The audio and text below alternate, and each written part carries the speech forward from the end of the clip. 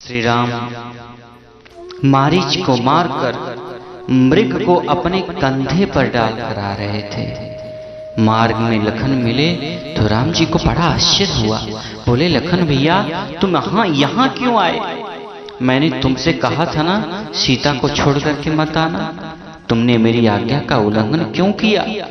लखन जी बोले, प्रभु मेरी माँ ने मुझे मर्म वचन कहा, मैंने बहुत समझाया लेकिन मेरी माँ नहीं मानी, उन्होंने मुझे जबरदस्ती भेजा है।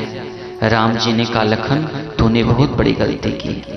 अरे मेरा मन कह रहा है कि सीता पर्णकुटी में नहीं है। दोनों भाई पर्णकुटी में आए, देखा तो पर्णकुटी सूनी पड़ी थी। प्रभु प्राकृत मनुष्य की तरह विकल हो उठे। आश्रम देखी जानकी ना, भय विकल जस प्राकृत दीना। हैं? सीते सीते पुकार रहे हैं भगवान, कहीं जवाब नहीं मिल रहा है। कुटिया में अंदर देखा, कुटिया के बाहर देखा, दौड़कर वाटिका में गए, शायद फूल चुन रही हूँ वहां नहीं मिली, शायद गोदावरी में जल भरने गई हूँ वहां भी नहीं थी। बार बार प्रभु पुकार रहे हैं, हे सीते हे सीते, और वृक्ष मानो मस्खरी कर रहे हो, जवाब नहीं मिला। राम जी रो पड़े हैं, आज शोकाकुल हो गए हैं और जाकर की लता पताओं से पूछते हैं, हे खग मृग हे मधुकर सैनी, तुम देखी सीता मृग नयनी। पक्षियों से जाकर के पूछते हैं, मृगों से जाकर के पूछते हैं, क्या तूने मेरी सीता को कहीं देखा है?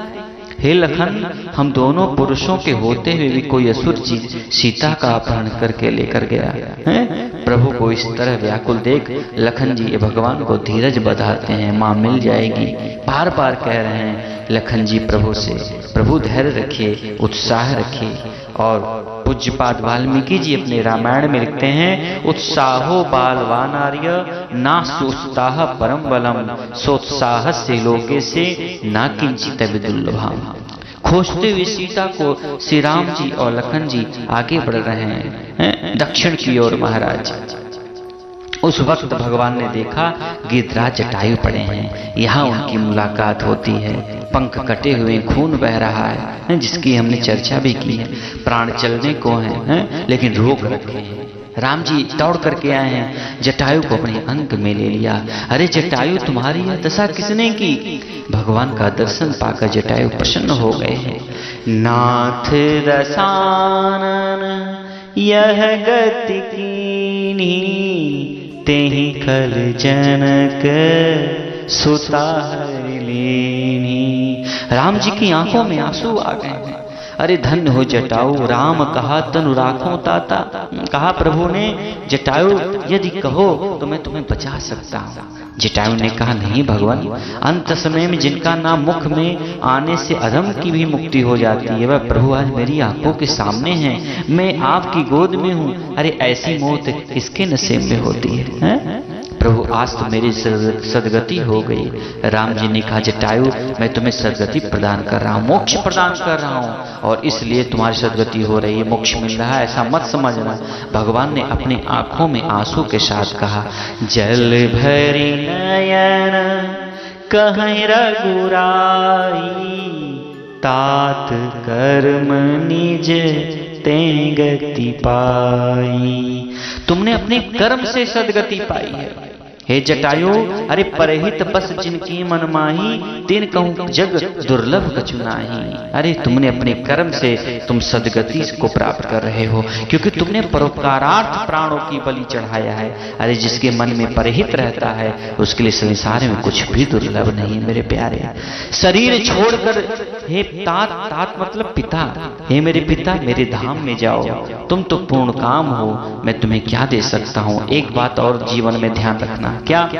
सीता हरण तात जन, कहाँ पिता सन जाई, जो मैं राम कुल सहित कहीं दसानन आई। अरे मेरे पिता भी मेरे धाम में गए, इसलिए तुम वहां जाकर मेरे पिता से सीता हरण मत सुनाना। यदि मैं राम हूं तो 1 महीने के भीतर रावण खुद वहां जाएगा। संकल्प कर लिया है भगवान ने। आपकी पुत्र वधू का मैंने अपहरण किया था, इसलिए मेरी दशा हुई है, खुद जाकर के रावण बताएगा। गिद्धराज जटायु ने अपना शरीर छोड़ा है और गिद्ध को शरीर छूटते ही उसने हरि रूप धारण कर लिया है। भगवान ने उसने अपना रूप प्रदान किया है, मुक्ति प्राप्त हुई और बाद में भगवान स्तुति भी की। उसने श्याम शरीर है, विशाल 4 भुजाएं हैं, नेत्रों में प्रेमाश्रु है, वह प्रभु की स्तुति कर रहा है। जय राम रूप अनूप निर्गुण, सगुण गुण प्रेरक सही, 10 शीस बाहु प्रचंड खंडन, चंड सर मंडन मही। बहुत विधि प्रकार से स्तुति कर अविरल भक्ति का वरदान प्राप्त करके गिरिराज जटायु श्री हरि के परम धाम को चला गया। गिरिराज जटायु की देह पड़ी है, प्राण चले गए। भगवान श्री राम ने अपने हाथों से सूखे काष्ठ एकत्र करके चिता बनाई है। भगवान ने अपने हाथ से गिरिराज का शरीर उस चिता पर रखा है, अपने हाथों से उसका दाह संस्कार किया। तो लखन जी रो पड़े कि धन्य है यह जटायु, अरे यह सौभाग्य तो अवध के चक्रवर्ती सम्राट और हमारे पिता महाराज दशरथ को भी नहीं मिल पाया। अरे पिताजी का अग्नि संस्कार प्रभु के हाथों नहीं हो पाया और वही जटायु धन्य हो गया है। शंकर जी कथा सुनाते हुए भवानी से कहते हैं, सुनो उमाते लोग अभागी, हरि तज होई विषय अनुरागी। अरे गिद्ध अधम पक्षी है, आमिष भोगी महाराज, मांसाहारी है, लेकिन भगवान ने उसे वो गति दी जिसकी याचना बड़े बड़े योगी करते हैं। वे लोग अभागी हैं जो भगवान को छोड़ करके विषयों में अनुराग रखते हैं। पुण्य सीते ही खोजत 2 भाई। अब सीता जी को खोजते हुए दोनों भाई वन में आगे बढ़े हैं। वन की सघनता देख रहे हैं। वह वन संकुल लताओं बिटपों से भरा हुआ है। उस वन में बहुत प्रकार के पशु पक्षी मृग गज सिंह आदि रहते हैं। मार्ग में एक कबंध नाम का राक्षस आया। कबंध को भगवान ने एक ही बाण में समाप्त कर दिया। वह शापित था, दुर्वासा ऋषि के शाप से असुर हुआ था। उसने अपने शाप की बात सुनाई। वह गंधर्व था।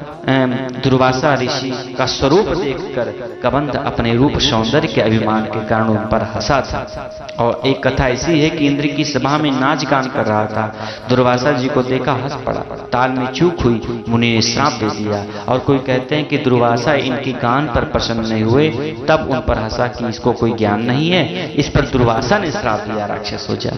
इस प्रकार वह असुर कैसे बना, अपनी कथा सुनाकर भगवान श्री राम के हाथों मरकर उसका उद्धार हो गया। वहां से प्रभु आगे बढ़े हैं लखन जी के साथ। लखन जी